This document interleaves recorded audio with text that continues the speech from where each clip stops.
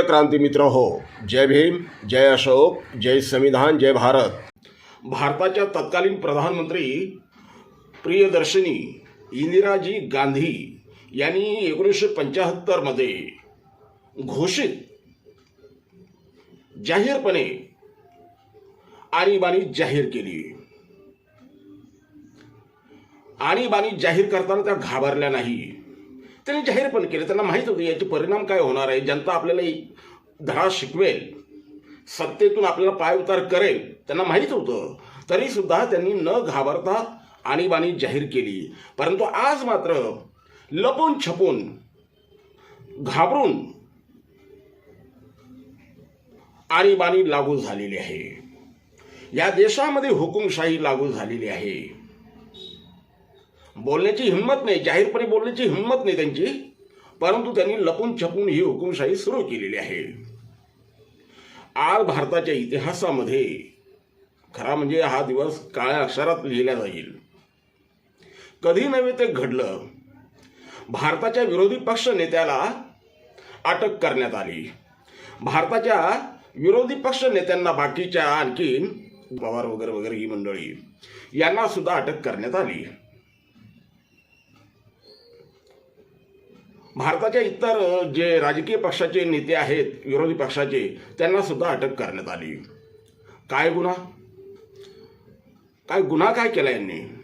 यांनी फक्त एकच गुन्हा केला की निवडणूक आयोगाची आणि एकूणच भारतीय जनता पार्टीची लबाडी यांनी पकडली.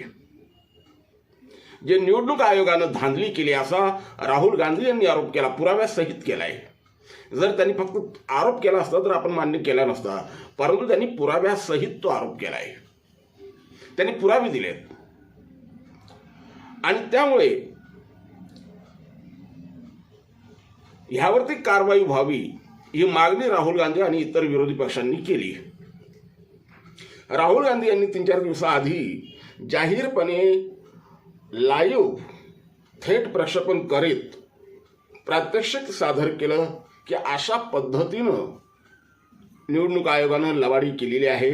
हमारे मतों की, हमारे वोटों की चोरी की है और हमारे वोटों की चोरी करके, हमारे मतों की चोरी करके इस देश का प्रधानमंत्री बना है.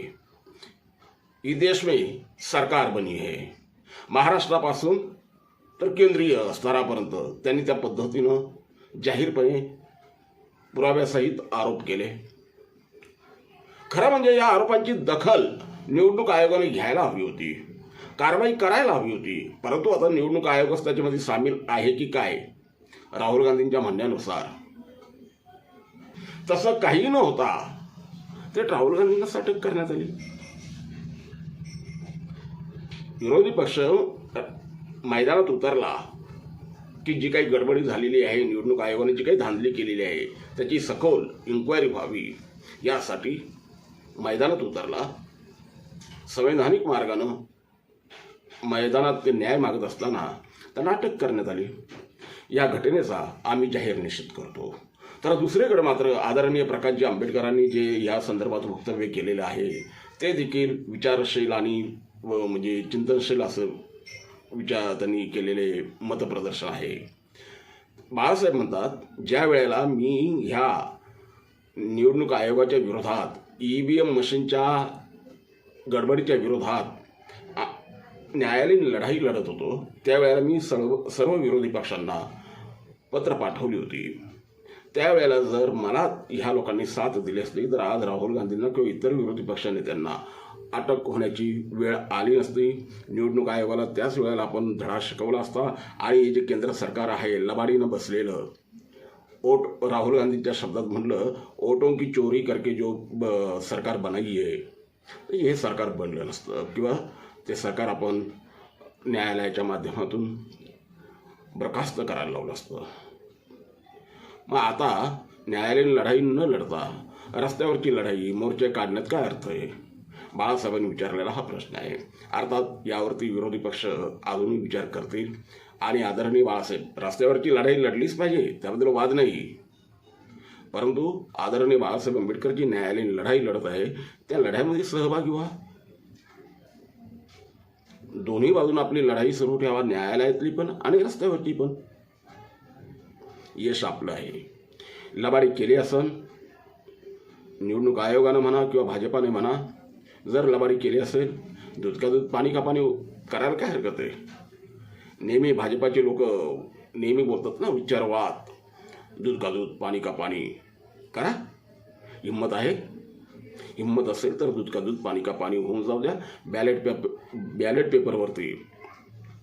पेपरवरती निवडणुका घेण्याची जी मागणी भारतीय जनता करत आलेली आहे आतापर्यंत, त्या मागणी निवडणूक आयोगानं मान्य केली पाहिजे. परंतु निवडणूक आयोग भाजपाचं प्रवक्ता बनतोय आणि भाजपा निवडणूक आयोगाचे प्रवक्ते बनतात. मिलीजुली सरकार बंद झालं पाहिजे. राहुल गांधी आणि इतर पक्षाच्या नेत्यांना जी अटक झालेली आहे ती दुर्भाग्यपूर्ण आहे. आम्ही असा निषेध करतो. जय भीम, जय संविधान, जय भारत. क्रांती मित्र हो, भीम पॅंथर या आपल्या हक्काच्या यूट्यूब चॅनलला कृपया सबस्क्राईब करून आम्हाला विषमतावादी शक्तींच्या विरोधात लढण्यासाठी बळ द्या, शक्ती द्या, ऊर्जा द्या. कमेंट करा, लाईक करा, शेअर करा.